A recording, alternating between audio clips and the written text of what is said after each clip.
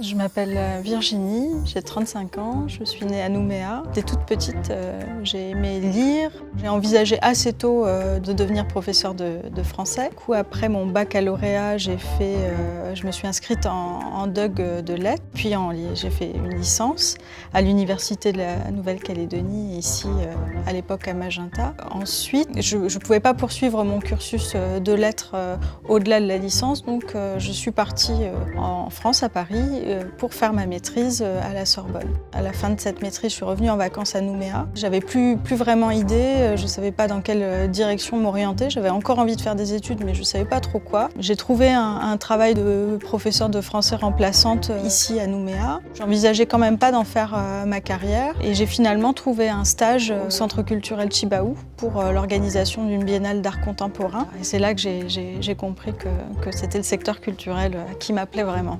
Donc en 2002, je me suis inscrite en Master 2 professionnel, relations interculturelles. Je travaillais à l'époque sur la représentation de la culture kanak en métropole. Et quand j'ai soutenu mon mémoire sur ce sujet, on m'a encouragée à poursuivre et à faire de la recherche. Et c'est comme ça que je me suis inscrite l'année suivante en thèse. Une fois que j'ai soutenu ma thèse, je me suis retrouvée au chômage. Ça n'a pas duré trop longtemps, mais ça a duré quand même 6 mois. Et puis j'ai fini par trouver du travail d'abord comme documentaliste à la Maison de la Nouvelle-Calédonie à Paris. Au fur et à mesure de ces 5 ans, j'ai pu progresser. Je suis devenue chargée d'action culturelle, puis responsable du service par intérim.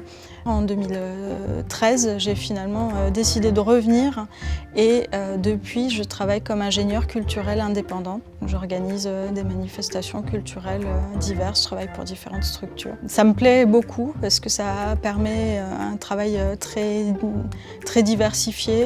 Il faut être extrêmement adaptable et voilà, ça permet de toucher à tous les domaines de la culture.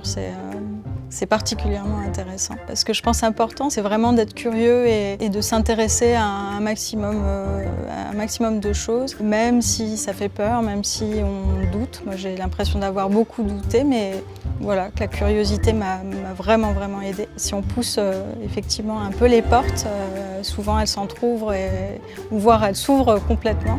Et c'est ma réussite.